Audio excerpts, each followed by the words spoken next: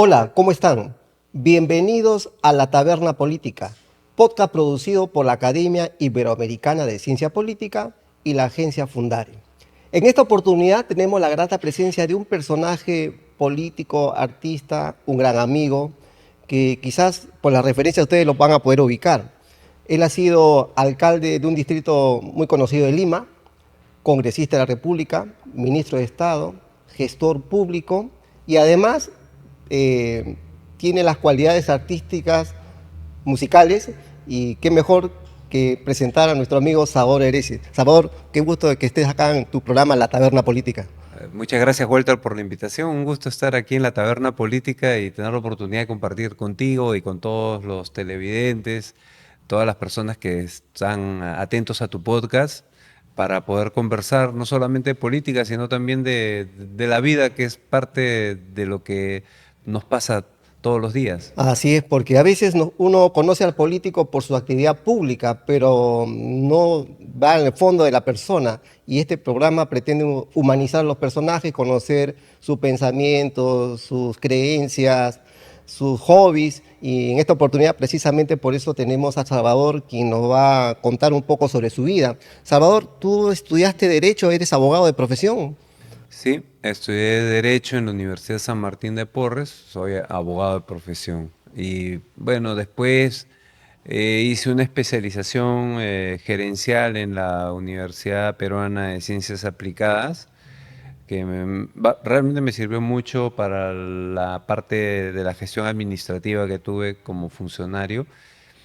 Y ahora acabo de terminar mi maestría de Derecho Constitucional en la Universidad San Martín de Porres también, y de recibir el máster de Gobernanza, Marketing Político y Comunicación Estratégica de la Universidad Católica de Murcia. Así que estoy aprovechando ahora que no tengo mucho tiempo para la política, pero tengo ahora más tiempo para mis estudios, para poder seguir preparándome, ¿no? Qué bueno, porque creo que un gran mensaje a la ciudadanía es que los políticos se formen, y tú eres un político bien formado. Y precisamente recuerdo yo que lo conocí a Salvador hace muchos años, cuando yo salía o estaba en la universidad, y fuimos un grupo de alumnos, de politólogos, al Partido Popular Cristiano. Y cuando pedimos la referencia de un secretario de ideología, nos dijeron Salvador Heresi. Y nos decía, pero Salvador Heresi bien joven, secretario de ideología. Y fue el primer contacto que aquellos años tuvimos en la Claro. década del 90. Sí, yo era secretario nacional de doctrina. Antes, en los 80, yo fui secretario nacional de juventudes. Posteriormente, por un tiempo pequeño, agarré una secretaría de administración pública. Como ya estaba ahí empezando mis inicios en la administración pública, y después fui secretario nacional de doctrina del PPC, cuando Antero Flores Arauz era presidente. Claro, porque eso dice mucho del político, el político bien formado, pero la ideología es un tema, es vital, digamos, para un político que quiere tener una visión del mundo, ¿no? Claro, lo que pasa es que a mí siempre, cuando estoy en la universidad, a mí me preocupaba mucho cómo había el imperio de la ideología marxista. O sea, Claro. los amigos de la izquierda eran las personas que se presentaban como los científicos sociales, Sociales. ¿no? Ajá. Y era muy atractivo el que de una manera muy engolada, muy con los libros ilustrando, como decía Luis Bedoya Reyes, el sobaco debajo del brazo. Iban y por todos lados pontificaban acerca de la filosofía, de los autores, hablaban de Hegel, hablaban En esos de... años tú has debatido con la gente de Sí, izquierda, claro. claro. A ver. Entonces yo decía, bueno, pero eh, yo siempre escuchaba a profesores como José Agustín de la Puente Candamo, que era uno de mis formadores en el partido, y me decía, el buen intelectual es el que se hace entender. O sea, hay muchos intelectuales que hablan tan difuso y engoladamente de la filosofía, por ejemplo, y que no se les entiende mucho. Y entonces cuando no se les entiende, la gente dice, ah, deben saber mucho Mucho. porque no se les Sí, entiende. pues. Pero después cuando tú ya más o menos te formas, comienzas a darte cuenta de que lo que están hablando son disparates y que en realidad son disparates engolados de intelectualidad. Entonces yo me preocupé mucho de aprender, y eso era lo que quería ir, de metafísica, la metafísica aristotélico-tomista.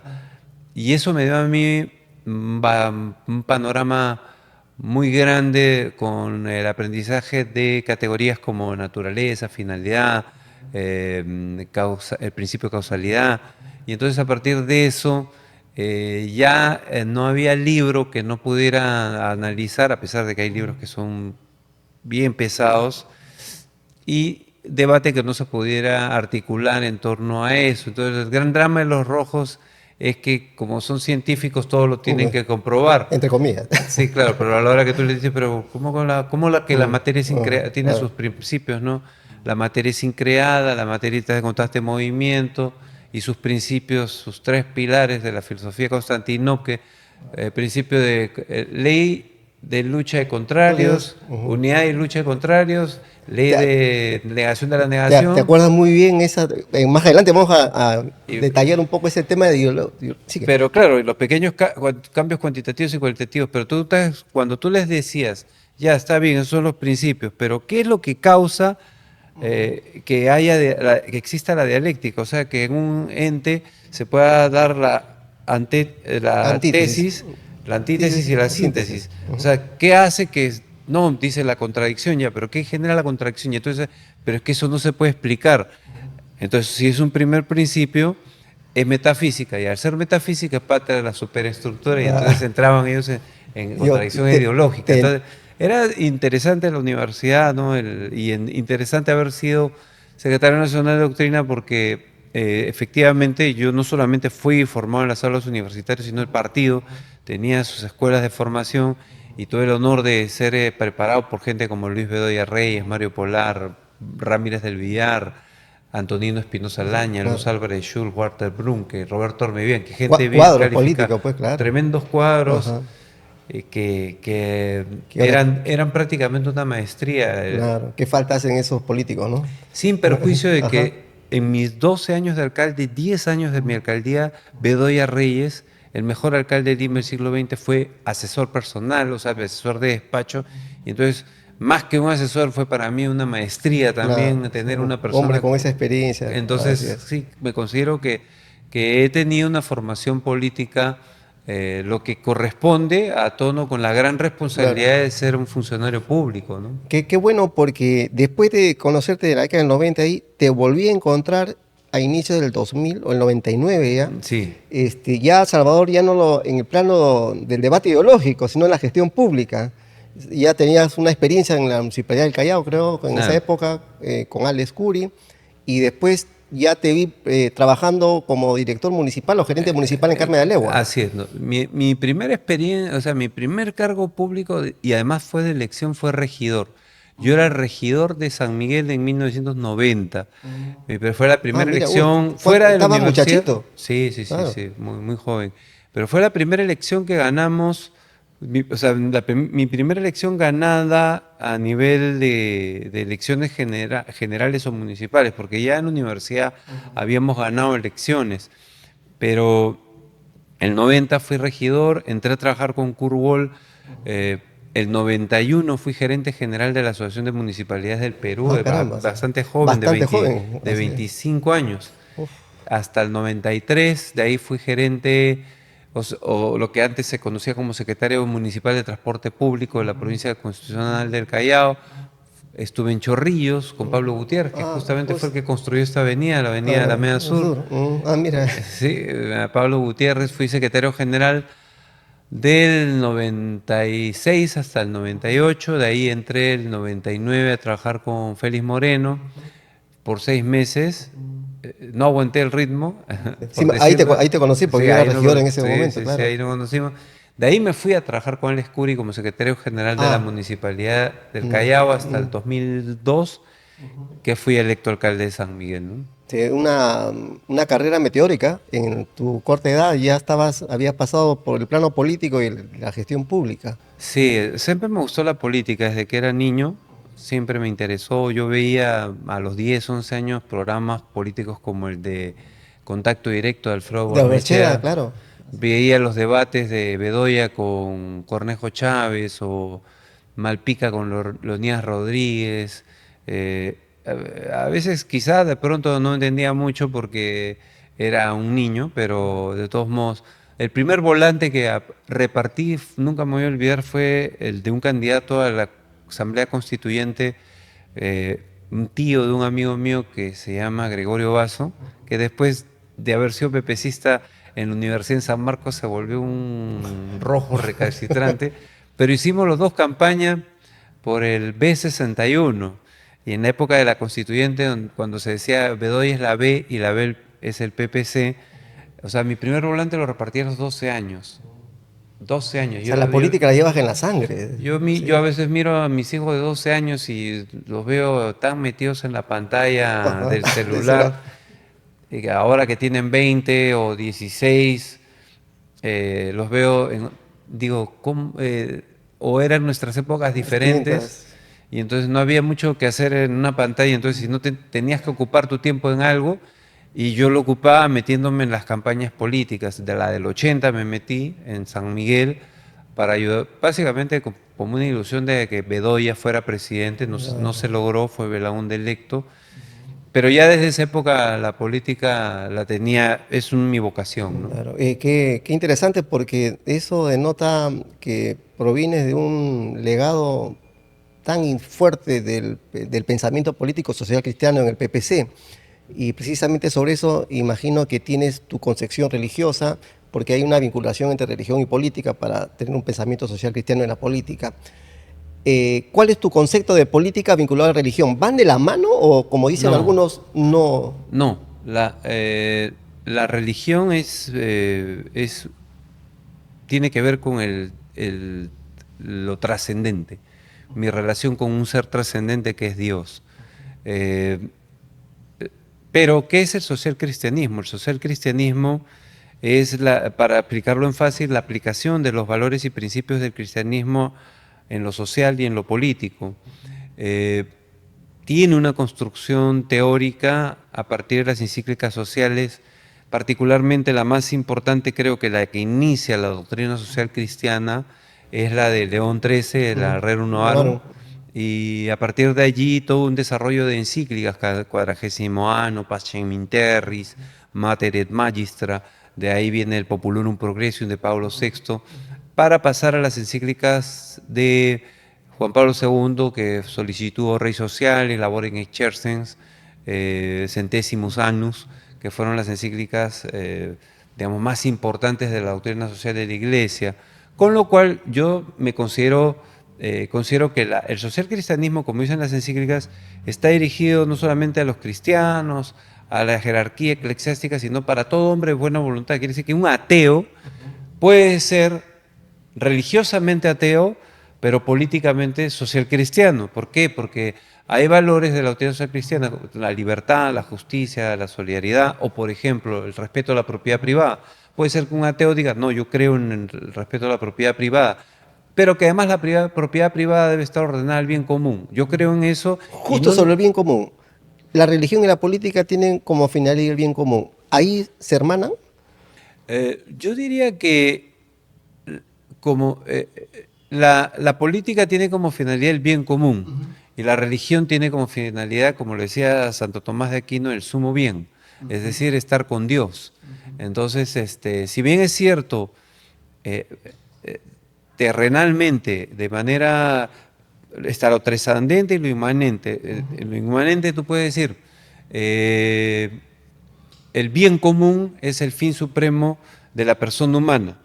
En la medida en que consigue esas condiciones, se realiza como ser humano y también consigue, lógicamente, acercarse a lo trascendente que es a Dios, porque realiza su libertad, realiza su dignidad. Entonces, pero si el Partido Popular Cristiano en su ideología y el social cristianismo no es confesional. Por eso estamos asistiendo a una época en la cual se confunde lo religioso con lo político. Así Entonces es. yo sí me considero un conservador no cucufato. Entonces yo creo que es un peligro la cucufatería meter la religión en política porque nos vuelve recalcitrantes, nos vuelve, no nos permite tener una amplitud de criterio y ni creer que el prójimo también tiene derecho a tener su propia visión equivocada o no de las cosas. Bueno, y en función de ese pensamiento social cristiano, ¿cómo definirías entonces la política para ti? A ver, una definición clásica de la política es el arte de lo posible, ¿no? Es hacer lo que es imposible posible. Pero si habláramos en términos de, de bien común, es el conjunto, es el arte de lo posible para buscar y conseguir el bien común. O sea, por eso Aristóteles decía que el hombre era un animal político, porque el hombre siempre está en la búsqueda del bien común. Entonces, por eso es un animal político, porque se socializa, que es parte también de lo político, el ser social, pero o sea, el hombre es un animal político no porque haga política o porque postule elecciones o porque se vaya a una asamblea. El hombre es un animal político porque todo hombre busca su bien común, su realización Y personal, vivir en comunidad. vivir en comunidad y lograr los objetivos de esa comunidad Ajá. que son justamente relacionados al bien común. Qué bueno que tengas esa visión de la política, porque la política, si es cierto, no es ciencia, es un arte, y el arte de a ti te jala. Creo que eres una persona con mucha sensibilidad. La gente que te conoce sabe que esa sensibilidad te ha llevado, así como a la política, también a la música. Sí. Quizás algunos no conocen esa trayectoria en la música. Recuerdo yo cuando iba a algunos conciertos con el grupo Revolver, en esos tiempos Sí, decían, claro. oye, Sabado Eresi, no te miran como político, ¿no? Eres el artista con una muy buena voz. ¿Qué nos cuentas sobre esos tiempos? Bueno, que así como yo a los 11 años era político, a los 11 años aprendí a tocar la guitarra. Y entonces siempre tengo que agradecerle a Dios que me sembró varios dones en mi vida personal. Sembró el tema político, el deportivo, porque me gusta mucho jugar al fútbol. He podido, si hubiera querido, me hubiera podido dedicar al fútbol. Y si hubiera querido, me hubiera podido dedicar a la música profesionalmente. Tomé una decisión y me dediqué a mi profesión y a la política. Pero también semiprofesionalmente me dedico a la música y gracias a la música he podido pagar mis estudios, ayudarme a completar los presupuestos personales, poder invitar a la enamorada a comer en la calle las Sí, pizzas. sí. Entonces, Sí, te veíamos en los conciertos donde tenías tu club de fans, pues, ¿no? sí, felizmente hasta ahora no los pierdo. Hasta ahora. Ah, ya, No lo sé. qué bueno. Ahí Entonces, tengo, sí, por acá está sí. sentada mi, Ah, mi ya, fan ya. principal, mi esposa, Tu esposa es tu principal fan. y la única La para bu- ella. Ella no permite Ah, que haya más fans. qué bueno, qué bueno. Ella es la que tiene la última Ah, palabra. en la casa. No, yo soy el que tiene Ah, la ya. última palabra en la casa, pero es sí, mi amor, sí, mi Ah, amor. ya, bueno. Entonces, pero a lo que voy con este tema es que sobre el arte, ¿no? Ah, Y yo creo que el éxito de un político no está tanto en ser muy preparado, que me considero que me he preparado, no está en tener dinero, porque puede haber mucha gente con dinero que postula un cargo político. El tema del político es lograr el lograr emocionar al público, el emocionar al ciudadano para conseguir un voto, ¿no? Entonces, cuando tú conectas, emocionas, es posible que ganes una elección. Y lo hemos visto con o sea, políticos, no es tan racional la política en ese no, ámbito. no. Sobre todo a nivel de la política electoral, cuando tú postulas, tú no te puedes explicar cómo es que una foto, la foto de un candidato puede llegar a tener un porcentaje de votos, ¿no? El carisma es una cosa difícil de explicar desde el punto de vista material, es un bien inmaterial que lo tienen los políticos con arraigo propio, ¿no? Por ejemplo, Alan García, Belaúnde, tú mirabas la foto de ellos y tú decías, estos tíos son espectaculares, ¿no? Víctor Raúl, Bedoya, Bedoya, claro. ¿no? Entonces, mira, y por otro lado, era lograr que el mensaje de ellos emocione y genere ilusión, lo que se ha perdido en la hora actual, ¿no? es quizá uno de los grandes problemas de la política en el Perú, más allá de la parte científica, de la política como ciencia, es la política como arte. ¿Cómo hago yo? Ahora todo está esquematizado. No, yo soy candidato, tengo que tener 100 cliperos para que de una entrevista donde digo cosas más o menos interesantes, los cliperos me las en cuentas troleras, me sacan los clips y comienzan a decir, ganó el debate, cuando todos vimos toda la entrevista completa y no fue tan bueno el debate, no necesariamente. Entonces ya la forma de comunicarse en política ha cambiado, ¿no? Ahora ya la política ya no es en las asambleas ni en las plazas. Ya la política de masas ha pasado a un segundo plano. No, ahora es la política, yo diría, de la guerra de guerrillas, es decir, en las redes sociales, en el Twitter, en los podcasts, en los medios de comunicación alternativos. Cada día los medios de comunicación tradicionales van pasando a un segundo plano. Los chicos se enteran de la política por el TikTok. Entonces, eso para un político ya con años es difícil de cómo ¿Tú adecuarse, eres un ¿no? político más clásico?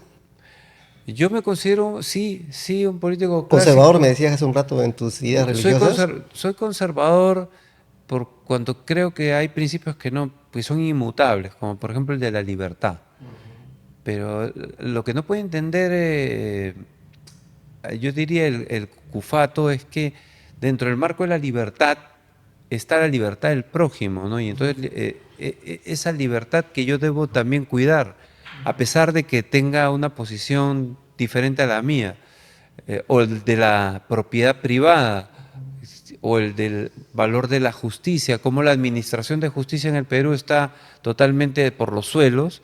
Y entonces, claro, para un hombre que es conservador, que cree en la justicia, hace que salga y diga, el Ministerio Público está mal por esto, o sea, que no entre en el cálculo político de decir, si yo me alineo con, tengo impunidad, o si yo me alineo con lo que está pasando en la Administración de Justicia, mi estudio de abogados, como por ejemplo acaba el estudio de abogados del señor Arbizu, ganado una querella a Pati Chirinos contra Marcos y Fuentes, porque Marcos y Fuentes le dijo a la congresista Chirinos lumpen.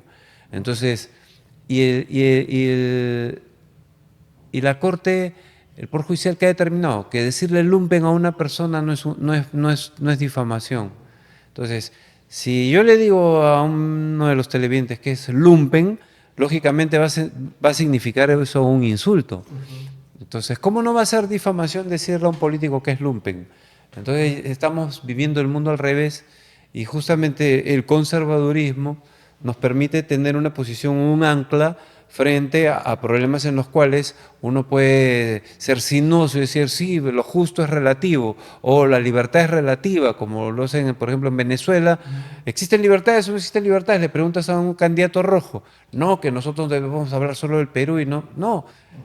En Venezuela hay una dictadura, en Nicaragua hay una dictadura y en todos los países socialistas del Foro de Sao Paulo la libertad está disminuida, Como que juegan con el concepto de limitada. democracia, porque la democracia representativa, que es liberal por naturaleza, tiene pues su fundamento y valores en la tolerancia, el respeto a las minorías, en la pluralidad, en la Así es, libertad, ¿no? así es. Entonces, parece que eso no entienden todos los políticos. O sea, Y por otro lado, tienes, por el lado de los socialistas, del Foro de Sao Paulo, caso Maduro, caso Nicaragua, donde hay dictadura, son dictaduras puras y duras. Eh, Tienes también el que dice que es conservador, pero que en realidad es populista, ¿no? Y combina la religión con la política. Y entonces es muy parecido. Critica al islámico, pero es muy religioso, ¿no? Entonces, tampoco creo que sea bueno que lo religioso se meta en la política, ¿no? oye, que bueno, de este tema tendríamos para hablar Sí, claro, claro. un montón, Sí. pero queremos conocer un poco más de Salvador. Ya en ese ámbito creo que la formación política y ideológica la tienes muy clara. Yo quiero entrar al tema de la gestión, porque claro, un político de estos tiempos, bueno, se ha tecnificado en el sentido de que ya maneja mejores instrumentos de gestión pública. Por lo que comentas de tu currículum, de tus estudios realizados, tienes esa formación teórica, pero es interesante lo que has hecho en tu vida como gestor público. O sea, en gobiernos locales, en lo provincial, en el distrital, en el provincial, como ministro de Estado. Y ahí va mi pregunta, o sea, nos falta políticos de Estado, ¿no? Estadistas. Tenemos muchos políticos, entre comillas, y cómo hacer para que los hombres políticos, los que toman decisiones, tengan esa visión de Estado, que no es una visión cortoplacista. Yo creo que es un problema complejo. Ujú.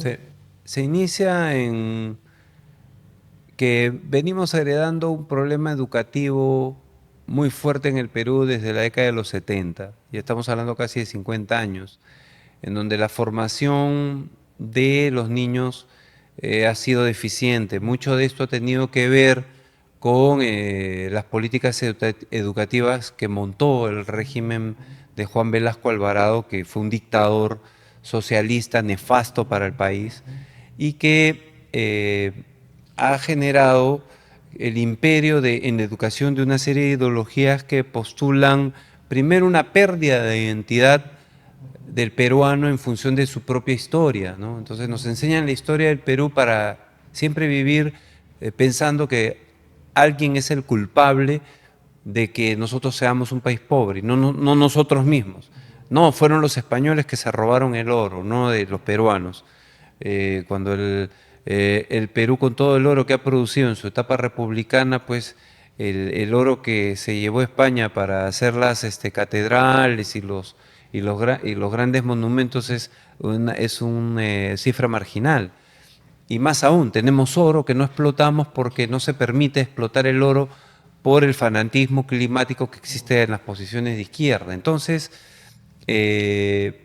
para tener una visión de estadista necesitamos ciudadanos con visión política, o sea, ciudadanos que entiendan que no pueden estar eligiendo a cualquiera para dirigir los destinos de nuestro país.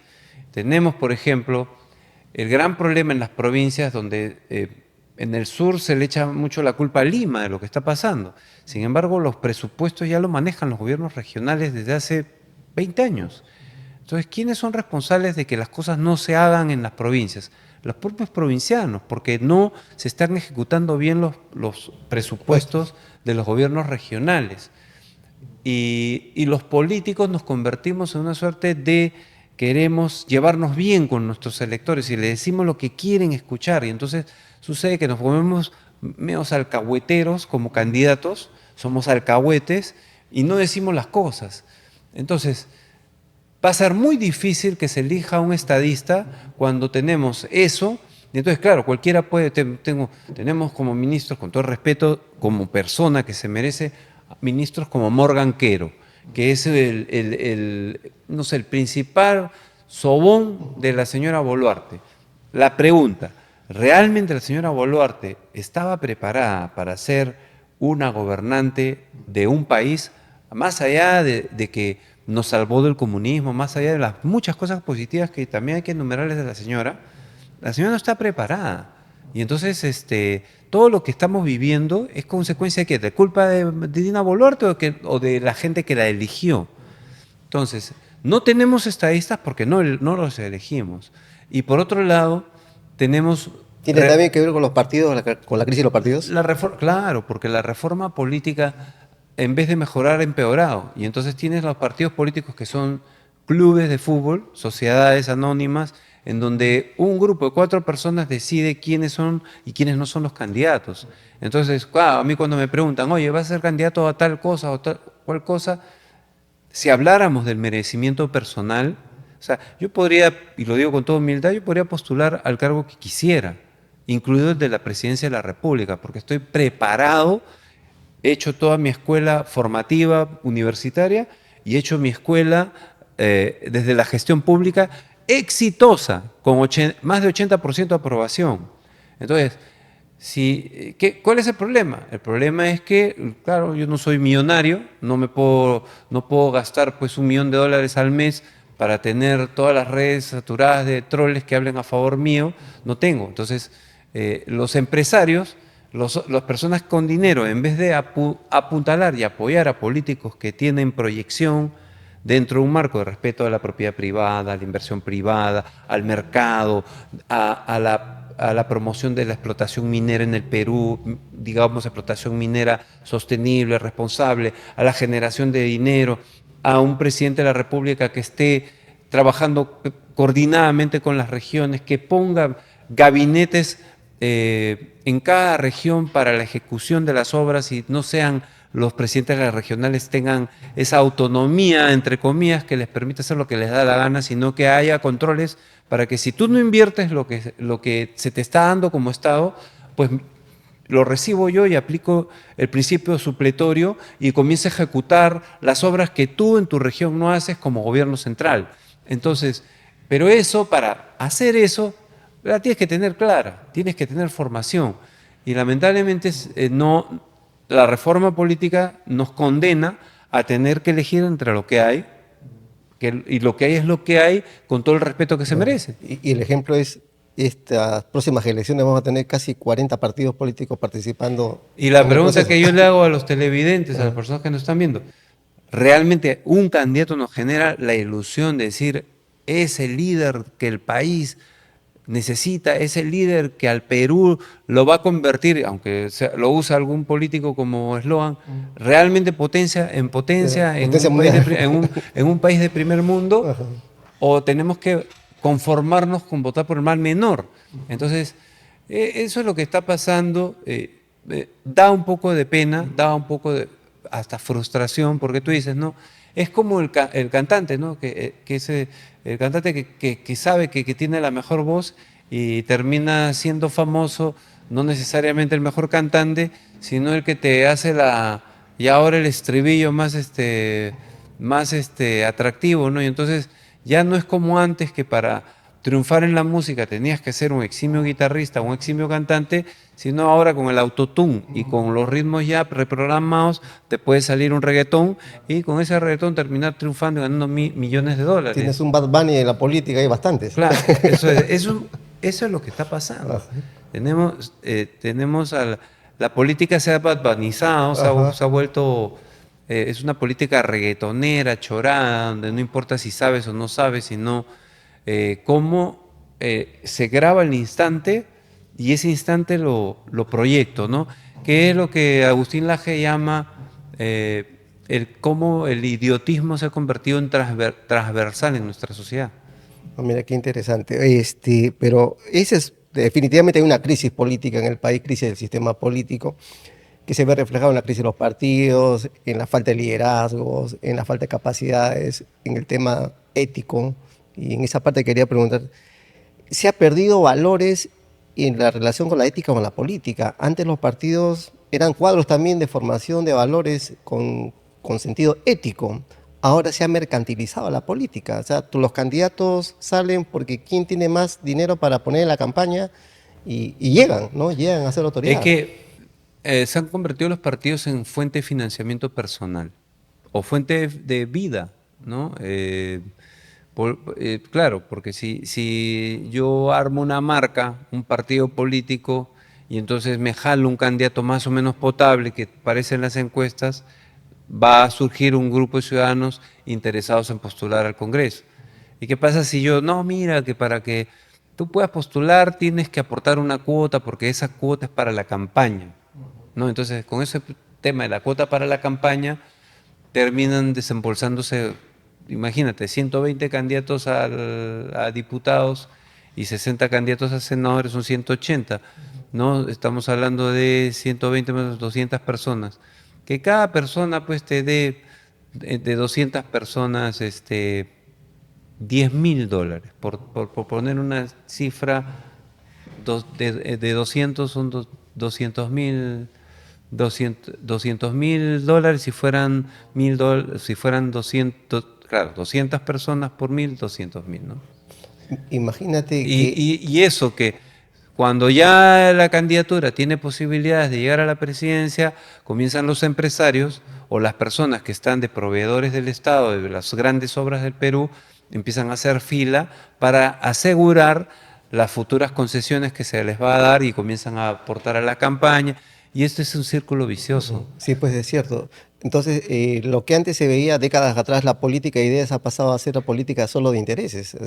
Así es. Entonces, hay un grupo, entonces, ¿cómo romper con eso? ¿Cómo romper con eso? ¿Cómo romper con eso? Es el ciudadano es el que tiene que romper con eso, pero el ciudadano tiene que estar informado, el ciudadano tiene que estar preparado para comprender cuál es la trama, dónde está la trampa, ¿no? De sospechar del candidato que tiene mucho dinero para una campaña. No se sospecha. Es más, ciego, ¿no? Yo veo, por ejemplo, yo le tengo mucho aprecio al alcalde de Lima, pero es responsable traer unos vagones sin tener un expediente técnico, sin haber tenido un convenio con el Ministerio de Transporte para que esos trenes operen inmediatamente llegados y recién llegados se haga un paseo para mostrar los vagones, pero al final es para mostrar los vagones y no para consolidar un sistema de transporte. En ese momento no hay paraderos, no hay intersecciones, no está todo implementado para hacer este tren Lima-Chosica, que sí es una buena idea del alcalde de Lima, pero han pasado 2 años desde que se sabía que iban a venir estos vagones y esos 2 años se debió haber trabajado un expediente técnico, un plan de, por ejemplo, un estudio de mercado, pero este es un estudio de demanda, un estudio de demanda de transporte. ¿Cuánta gente usaría científicamente ese tren? ¿No? Se dicen cantidades a ojo de buen cubero, pero no. Yo pienso que la administración pública es algo tecnificado, se estudia para ser gestor público. El gestor público no puede ser un improvisado que quiere hacer las cosas a la prepo. Entonces, todo eso al final, yo puedo decir muchas cosas, pero finalmente es el ciudadano el que toma la decisión. Finalmente es el ciudadano, y los ciudadanos, yo, muy a mi pesar, no necesariamente eligen por los mejores planes ni por los mejores gestores, sino ya por temas netamente sentimentales. Sí, ¿no? pues es cierto. Ya yendo un poco a la parte ya final de la entrevista, Salvador, algunas preguntas cortas. Políticamente, ¿te consideras un hombre de izquierda, de centro o de derecha? Aun cuando esos patrones ya medio anacrónicos son en algunos Sí, casos, no, ¿no? me considero un hombre de derecha, porque creo en la libertad, porque creo en la democracia, porque creo en la propiedad privada, porque creo en la iniciativa privada, porque creo que hay que promover la iniciativa privada, que es la manera de generar empleo, porque creo en el empleo bien remunerado y porque creo que el Estado no está para dar bonos, paguitas, eh, platita fácil para ayudar a la gente. La gente tiene que conseguir las cosas por sí misma, por su competitividad. Por eso yo no estoy de acuerdo con el Estado cuando comienza a contratar a determinados personajes para que favorezcan la imagen de un gobierno. No, un gobierno de derecha es un gobierno que fomenta la competencia, que fomenta el mercado y que fomenta el desarrollo de un país a partir de la inversión privada. Y la derecha, a diferencia de los tibios del centro, a diferencia de la izquierda, lo que propone es un gobierno que gobierne, que ponga orden, en donde no existan en nuestro país zonas liberadas. En el Perú hay zonas liberadas. Un gobierno de derecha no puede tener zonas liberadas como la minería ilegal o zonas liberadas con el narcotráfico en el BRAE o zonas liberadas en las fronteras donde puede entrar cualquier tipo de contrabando. Eso es lo que pasa en el Perú. Entonces, un gobierno de derecha tiene que ser un gobierno fuerte, un gobierno sólido, con la ley en la mano, haga respetar su soberanía y barra con todo lo que signifique esto que afecta al desarrollo integral de nuestro país, que es haber construido con mafias zonas liberadas en nuestro país. Tú que has sido parlamentario en un tiempo, ¿a quién consideras en la historia del Perú y del Parlamento un parlamentario ideal, digamos? ¿O quién ha sido el mejor parlamentario? Yo tengo una gran admiración por la obra parlamentaria de Mario Polar Ugarteche, por ejemplo, ¿no? Mario Polar Ugarteche en los 80 fue un visionario, porque en los 80, cuando todavía no se tenía muy claro el origen de la inflación en el Perú, que era inflaciones mayores al 100%, y en la época de Alan García del 1000%, él detectó en su momento que el origen del déficit fiscal en el Perú y por ende de la inflación era en el rol empresarial del Estado. Teníamos muchas empresas públicas, un Estado sobredimensionado, y él planteaba ya desde esa época que había no que reducir el Estado, sino que hacer el Estado más eficiente y que esa burocracia inorgánica, improductiva, tenía que convertirse en una fuerza productiva y pasar a un tránsito de reorganización, de reforma del Estado. Y estamos volviendo, o sea, está empezando el Estado nuevamente a llenar de burocracia y los presupuestos que deben estar destinados para obras de infraestructura y servicios están destinando para pagar planilla dorada, ¿no? Qué bueno que mencionas lo de Mario Polar, porque el Congreso, el Fondo Editorial, publicó sus obras, sus discursos hace unos años, en reconocimiento precisamente a los pensadores de partidos políticos que llaman tradicionales, pero que al final de cuentas uno está viendo que los partidos Ahora, un funcionaban mejor. constitucionalista que era, todo el Parlamento se tenía que quedar callado cuando hacía el uso de la palabra era Roberto Ramírez del Villar, un gran parlamentario. O Ernesto Elaiza Grundy, que fue el autor del régimen económico, del tema de la economía social de mercado, fue en el Perú promovido por socialcristianos de nota como Ernesto Elaiza Grundy. La Asamblea Constituyente del 78 pues fue una escuela de políticos de alto nivel, ¿no? Desde ahí a la torre, claro, pero el PPC recuerdo que contribuyó bastante. Claro, sin perjuicio de que la Constitución de los 79 fue una constitución democrática.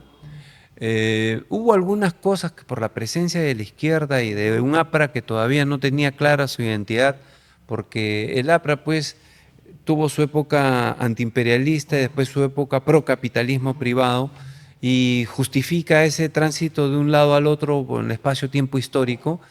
En esa época pues el APRA también era un APRA que a muchos de sus parlamentarios tiraban, incluido Alan García, tiraban para la izquierda. Entonces esa constitución fue un poquito heterodoxa, aunque rescato cosas positivas como la economía social de mercado, que fue replicada en la constitución del 93, que me parece que es una mejor constitución, que es una constitución que debemos mantener y que si queremos hacerle algunos ajustes, hagamos los ajustes a través de la reforma constitucional. No creo, como lo plantean los señores de la izquierda, que una nueva constitución no va a hacer que comamos mejor, una nueva constitución no va a hacer que se produzca más, una nueva constitución no va a generar más empleo. No, lo que va a generar más empleo, que comamos más, que tengamos mejores sueldos, es una política económica de promoción del desarrollo de la iniciativa privada y por lo tanto a mayor iniciativa privada, mayor empleo, mayor ingreso, mayor calidad de vida. Y el Estado tiene que ser eficiente para darnos seguridad, transporte público, carreteras, salud y educación. Qué bueno que tengas una visión realmente sistémica de todo, cómo debería funcionar un Estado, ¿no? Ya yendo a la parte final de la entrevista, Salvador, ya queremos entrar un poco al arte de la música. ¿Cuál es el género musical que prefieres o que... A mí me gusta toda la música.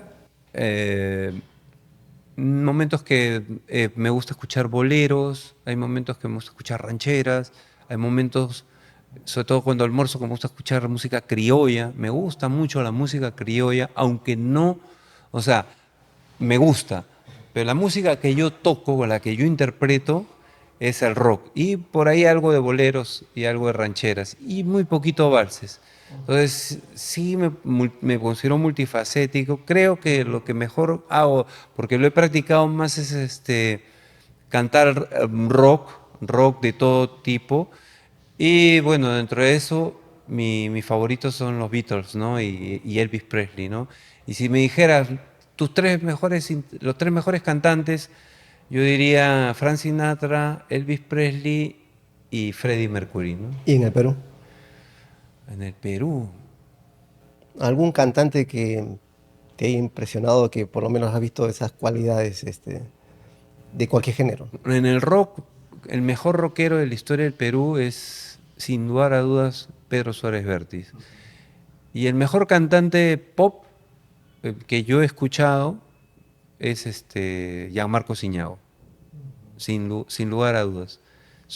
Son dos personas a las que yo admiro muchísimo, ¿no? Y a las dos he tenido el honor y la suerte de conocerlos, ¿no? Sí, cuando te hemos visto lo que somos tus hinchas en la música, te hemos visto en conciertos y es un Salvador transformado, porque cuando estás en el escenario es tu gran teatro, ¿no? O sea, eres un actor realmente completo. Es como cuando vas a dar un discurso también.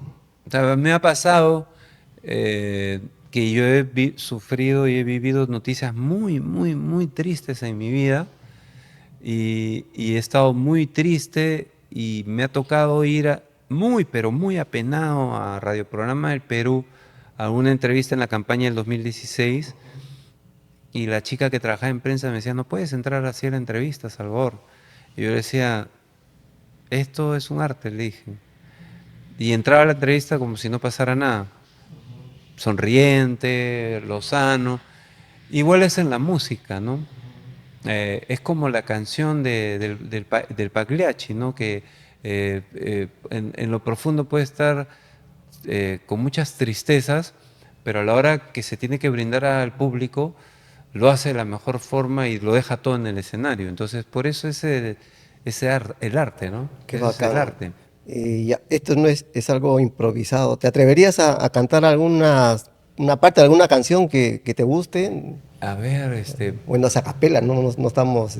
no hemos traído la No es la guitarra. guitarra. A ver, una canción que a mí me gusta mucho es un clásico de los Beatles que se llama Yesterday, Verde. Ujú. ¿no?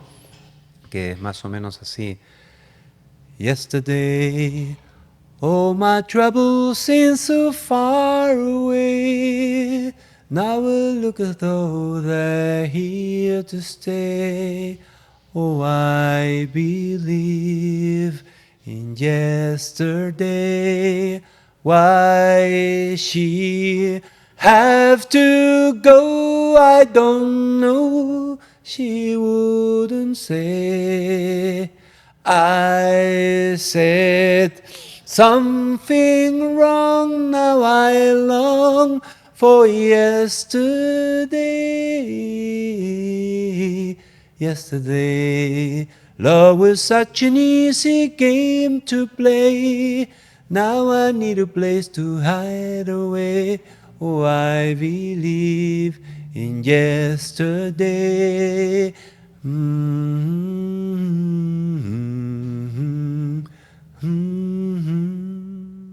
Ese Salvador, con esa sensibilidad en el canto como en la política, siempre ha sido un tipo encantador, Gracias, amigo. carismático, y creo que los que están conectados a la taberna política han podido ver a Salvador en todas las facetas, del político, el académico, el gestor, el cantante. En realidad es una persona que lo conozco más de 30 años a carta cabal, y te dejo las últimas partes del programa para que te dirijas al público de la taberna, Salvador. Walter, muchas gracias por invitarme aquí a tu taberna. La próxima vez espero traer Sí, una buena botella de sí, sí, vino sí. para Pues yo te iba a invitar a poder... esta copita, pero parece que es un No, poco grande. no, y además es muy temprano para empezar a tomar. No, agradecerle a los televidentes. Creo que estos programas eh, como el que dirige mi amigo Walter Majo son muy importantes porque dentro de lo ligeros que pueden ser en la conversación, buscan también generar conciencia ciudadana. Creo que es muy importante generar cultura ciudadana, conciencia ciudadana, de la importancia de enterarnos de las cosas, de prepararnos, de informarnos, para que los gobiernos que nos gobiernen, para que nuestra felicidad sea real. Nuestra felicidad muchas veces está en manos de terceros. No se las regalemos, no se la pongamos en manos así que no se la merecen. Nuestra felicidad es algo tan grande que se la debemos poner en manos de gente que realmente esté preparada y que esté comprometida y que esté sensibilizada con que lo que va a hacer o lo que en su gobierno, de lo que va a hacer, va a depender tu felicidad. Eso es muy importante. Lo que tú decidas, de lo que tú decidas, va a depender tu felicidad en el futuro. Muchas gracias. Qué bueno, Salvador. Y quizás podemos, qué pasará más adelante en las próximas elecciones. Y los ciudadanos, electores, tienen quizás en Salvador una posibilidad de tener un buen parlamentario y de repente en otros cargos de elección popular más adelante. Y qué bueno que tengamos esa posibilidad precisamente de tener personas en la función pública, ahora desde el ámbito privado, pero con gran conocimiento, con gran cultura política y con mucha sensibilidad. Así que nos vemos en la próxima edición de La Taberna Política. Muchas gracias.